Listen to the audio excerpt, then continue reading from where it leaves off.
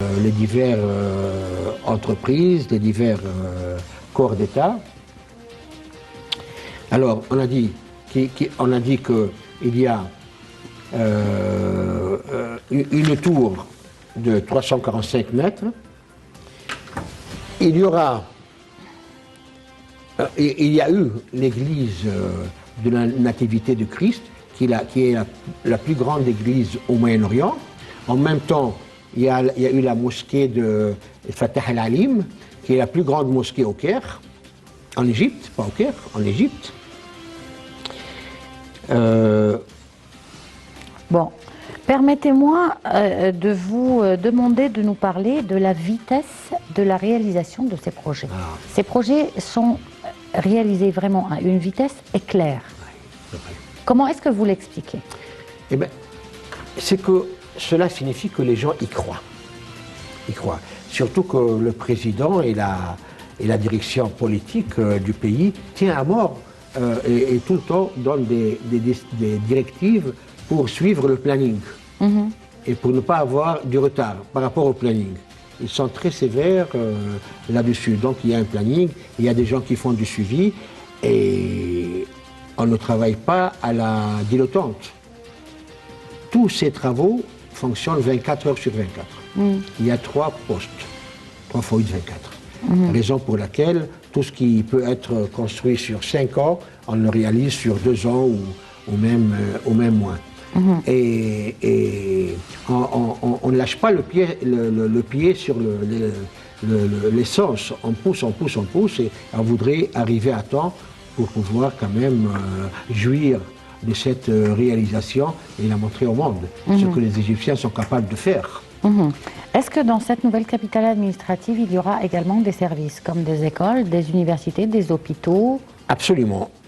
Il y aura 600 établissements scolaires. 600 écoles? Écoles, et jardins d'enfants et... Universités? Oui. Université, il y en aura une quantité d'universités.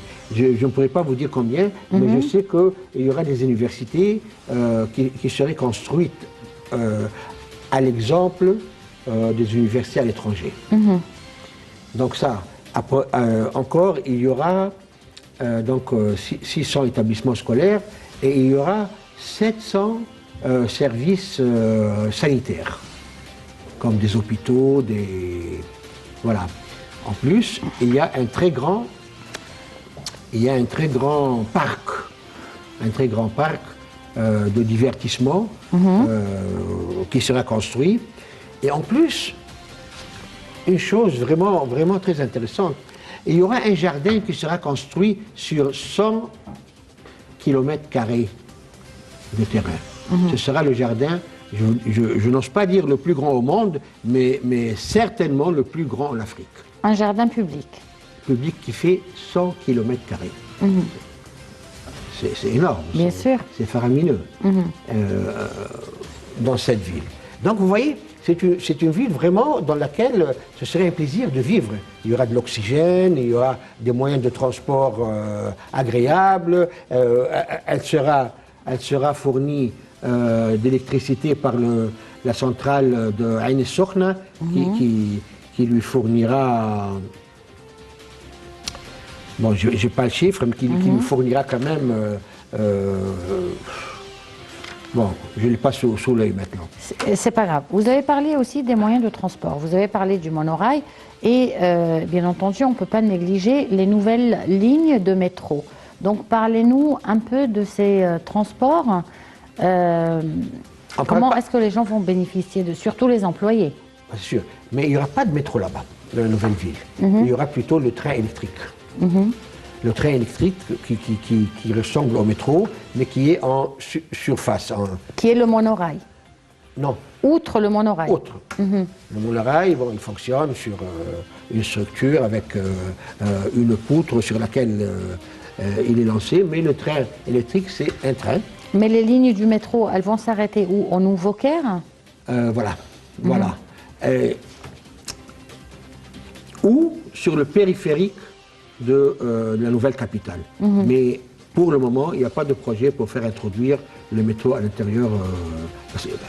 avec le monorail, avec le train électrique, avec les autocars. Donc il y en aura assez pour le moment. Peut-être que dans l'avenir, quand la densité sera plus importante à l'intérieur de cette ville, on pensera à faire introduire le métro. Le métro est un projet qui ne s'arrête jamais. Bon, monsieur l'ingénieur, outre la nouvelle capitale administrative, le gouvernement a beaucoup investi également dans l'infrastructure des routes ces dernières années. Nous avons des circuits de route excessivement importants aujourd'hui en Égypte. L'État a construit presque 7000 km de route. 7000 km, c'est-à-dire d'ici à Assouan 7 fois. 7000 km. Et il est connu, il est très important d'avoir un réseau routier qui soit à la hauteur, car le commerce, pour faire fonctionner le commerce, pour faire fonctionner l'économie, il faut un réseau routier.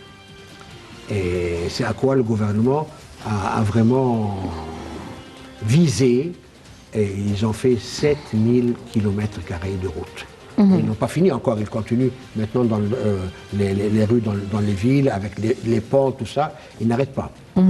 Et outre les routes, nous avons aussi le grand projet des nouvelles capitales des villes déjà existantes. Oui. Comme pour Damiette, par exemple. La nouvelle Damiette, Oui. la nouvelle Marsa Matouh. Tiens, Amatoua, c'est un bijou, c'est un bijou. Si vous allez là-bas, vous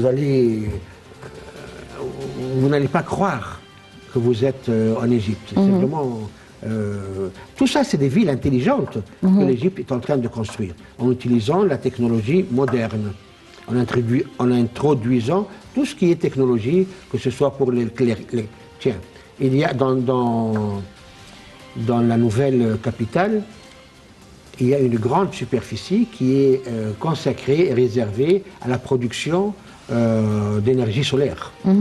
À Assouan. Non, dans la nouvelle capitale. Et qui fournira l'électricité de cette capitale, entre autres. Voilà. Mais parlant d'énergie solaire, on a aussi un grand projet à Assouan, mais dont on va parler après ce reportage, puisque ce reportage, il aborde aussi le développement qui a été réalisé au niveau des énergies. Oui. Donc le président Abdel Fattah al-Sisi a examiné avec le Premier ministre, Dr Mostafa Madbouli, et le ministre du pétrole, Tariq Al-Molla, les axes du projet national de transformation des véhicules vers le gazogène. Ce projet qui est susceptible d'assurer une source durable d'énergie dont on pourrait maximiser les bénéfices sur le plan économique. Un reportage et on se retrouve tout de suite après.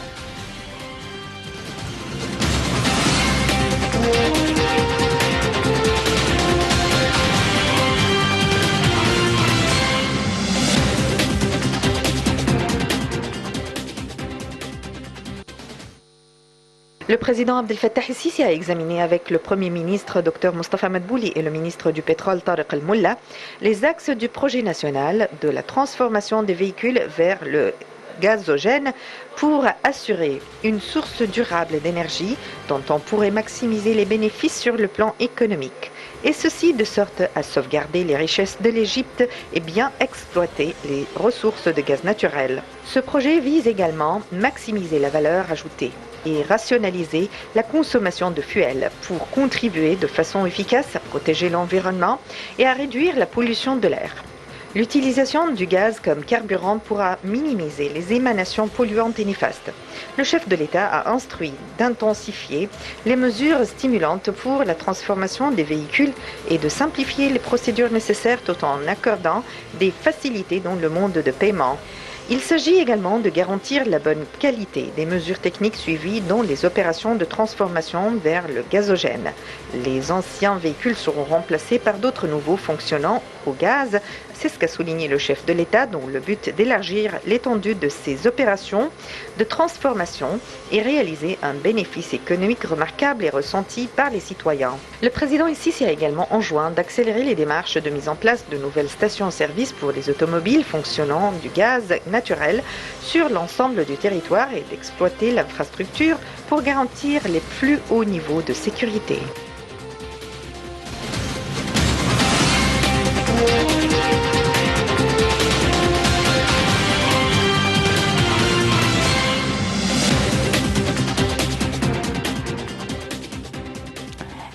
on poursuit donc avec monsieur l'ingénieur Negui Victor, hein, et on va parler actuellement des grands projets de développement dans le domaine des énergies, dans lequel aussi le gouvernement et le président de la République accordent énormément d'importance.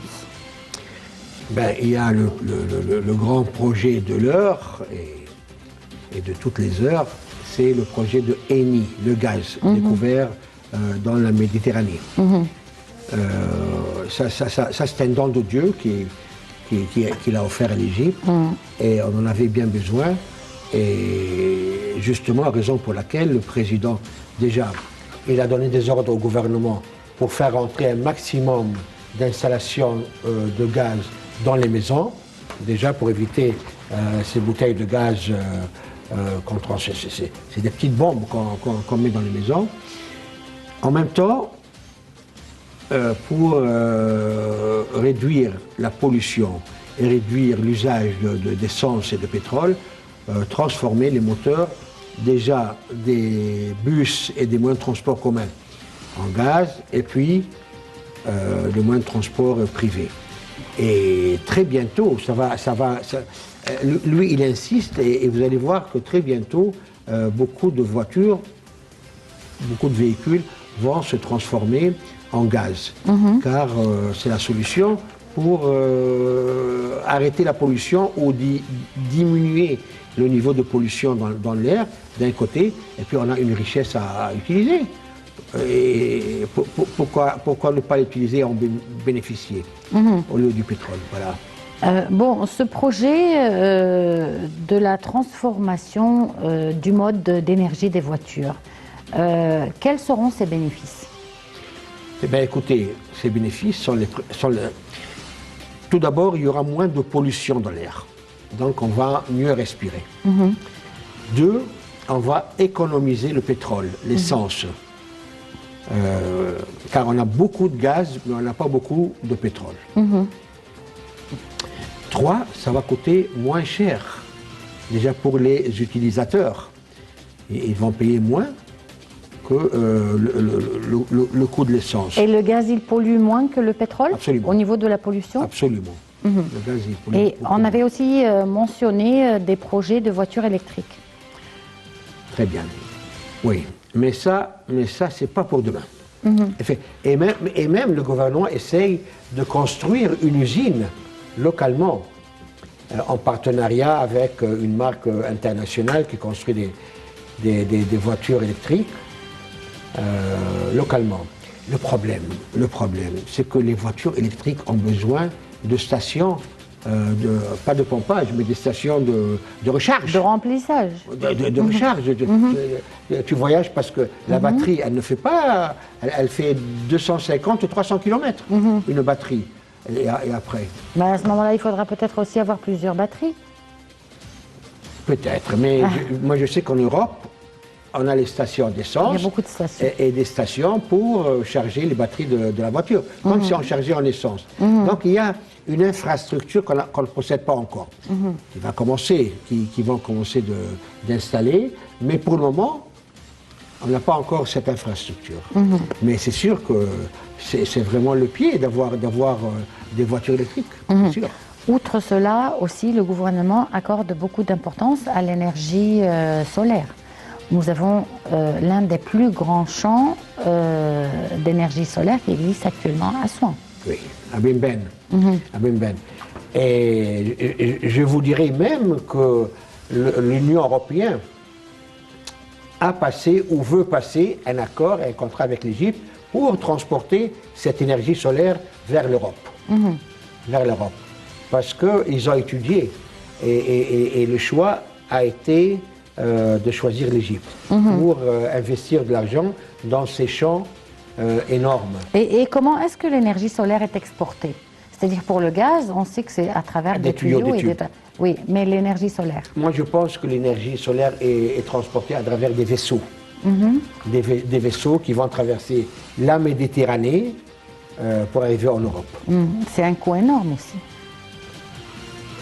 peut-être l'investissement au début, c'est énorme, mais après, c'est vite amorti. Mais ça dépendra toujours du climat. On a toujours du soleil en Égypte, toujours. Sur les 365 jours, on a 360 jours de soleil. Maintenant, mais avec le réchauffement climatique, vous ne pensez pas que le réchauffement climatique et l'état même de l'environnement, il est sujet quand même à des changements? C'est vrai, les pluies qu'on voit maintenant... La fonte des glaces, beaucoup de choses. Mais ça va dans le sens de cette énergie, c'est de la chaleur. De réchauffer davantage. Voilà. C'est pas de refroidir. C'est pas de refroidir, mais vous allez avoir aussi un envahissement d'eau sur le globe. Ça c'est et on dit que le delta va être envahi.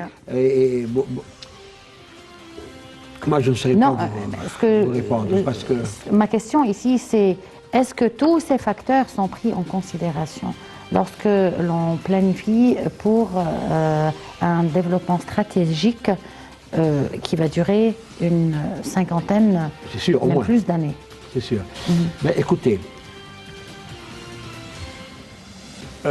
pour le soleil, il n'y a pas de souci à se faire. Le soleil, on l'aura, on l'a eu. Donc le soleil, donc cette énergie, je crois qu'on est très très bien placé. Ils ont même fait des études pour installer ces champs au Maroc et en Tunisie. Mais en définitive, à la fin, ils ont décidé d'investir et de faire ces champs ici en Égypte. Donc, mais par contre, ce que vous dites est très vrai, les problèmes de réchauffement. Maintenant, je ne sais pas si le monde entier aura le courage de prendre... D'ailleurs, vous savez, durant le confinement du Covid-19, le réchauffement a été réduit. Parce que beaucoup de... Bien sûr, parce que la pollution a diminué, parce que les gens sont restés chez eux. Et les usines... enfermées, bien entendu, et les véhicules... Et les cheminées n'ont pas fonctionné. Donc... Non, les cheminées, peut-être, des maisons ont fonctionné plus. Mais c'est pas ce qui pollue, c'est les cheminées des usines. Des usines. Et des véhicules, bien entendu, des avions. Et surtout parce que les avions et tout ça, ça a été arrêté. Voilà. Bon, parlant d'agriculture, puisque sur le plan de l'agriculture, il y a également un mouvement important en Égypte. Alors, ce développement sur le plan agricole en Égypte, surtout qu'on a commencé aussi à exporter certains produits qu'on n'exportait pas avant. Et on a commencé aussi à avoir une autosuffisance de certains autres produits qu'on importait. C'est vrai. Le président a lancé le méga projet de bonifier 1 500 000 fédans. Et avec beaucoup d'ardeur, il continue à travailler dans ce domaine et je crois qu'il y a beaucoup d'investisseurs qui sont venus prendre des parts du gâteau, quelques milliers de fédans, à bonifier. Et je pense que c'est un projet qui va dans le bon sens parce qu'on commence à en voir les résultats. En parallèle, toujours la volonté politique a voulu faire des serres. Mais des serres sur des dizaines de kilomètres carrés. Et on en voit le résultat. Les concombres, on les trouve toute l'année maintenant. Il n'y a pas de saison pour le concombre. Les tomates, on les trouve toute l'année. C'est vrai, elles sont un peu chères maintenant, mais ce n'est pas grave. Et ils ont un meilleur goût. Les fruits et les légumes ont vraiment un meilleur goût, une meilleure odeur. Comment est-ce que cela s'explique? Parce que c'est encore de la technologie.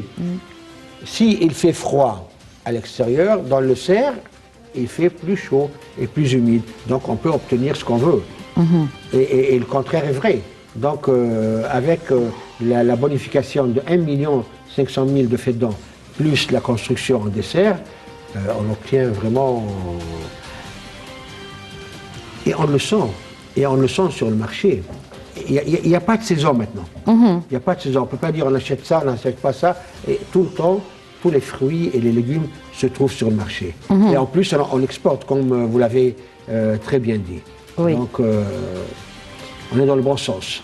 Une chose qui va de pair avec l'agriculture, bien entendu, est la richesse animale aussi, à laquelle on accorde également beaucoup d'importance, que ce soit au niveau des bovins ou au niveau même des poissons. Au niveau des bovins, il y a une décision qui est prise depuis quelque temps. La viande veau. Bovine. Non, le veau, on ne tue plus le veau. On tue la vache, on tue le bœuf, mais on ne tue pas le veau. En égyptien, on dit le bétello. C'est une viande plus tendre. Absolument. Et les jeunes animaux, on les fait pousser, on les fait grandir pour qu'ils se reproduisent. Et ça, c'est très important. Et je vous dirais même que même aux États-Unis, j'ai cherché du veau, je n'ai pas trouvé. Sûrement que ça existe, mais ça ne court pas les rues. Parce qu'eux aussi, ils conservent le veau, les petits animaux, pour les faire grandir, les faire reproduire. Bon, ça c'est pour... Le veau, quand il grandit, il devient quoi, un bœuf? Un bœuf, Ah. ou une vache. D'accord. Alors, sur le plan poisson, on est très bien au courant des grands bassins qu'il a construits sur les rives du Nil, sur les rives des... Outre les poissons, on commence à avoir beaucoup de fruits de mer aussi, dont des crevettes. Mais c'est élevé dans des bassins toujours. Oui, oui. C'est élevé dans des bassins toujours. Alors, des crabes, ça existe maintenant, et on les a toute l'année. Surtout dans la région de Suez, non? C'est sûr, Suez, c'est réputé Ça, c'est pour. tous les projets de développement autour du port. Oui, et le lac Manzala, qu'est-ce que le gouvernement n'a pas déployé comme effort et dépensé des milliards de livres pour nettoyer, pour enlever les mauvaises herbes et pour faire chasser les voyous qui occupaient... Ça, c'est autre chose, mais ça, on a vraiment besoin d'une autre édition pour parler de ça, l'amélioration de la qualité de vie du citoyen égyptien, puisque ça, vraiment, le gouvernement a déployé beaucoup d'efforts, dont, avec à leur tête, la région du Sinaï. La région du Sinaï, il y a un grand plan, et ils déploient des milliards de livres égyptiennes pour bonifier des terrains, pour créer des rassemblements de Bédouins en leur fournissant les moyens nécessaires en eau, en électricité, les infrastructures pour qu'ils puissent créer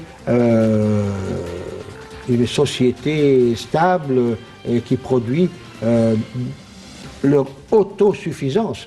Et le président a insisté là-dessus. Oui, et surtout bénéficier d'une meilleure qualité de vie. Ah ben c'est sûr, c'est sûr. Bon, Monsieur Negui Victor, c'est un plaisir de vous avoir avec nous aujourd'hui. Le temps consacré à cette édition est terminé. Je vous remercie d'avoir répondu à notre invitation et pour vos informations précieuses. Et donc, je vous remercie de nous avoir suivis. On se retrouve donc demain à la même heure avec une nouvelle édition de Direct et un nouveau collègue. Au revoir. Merci, Myriam.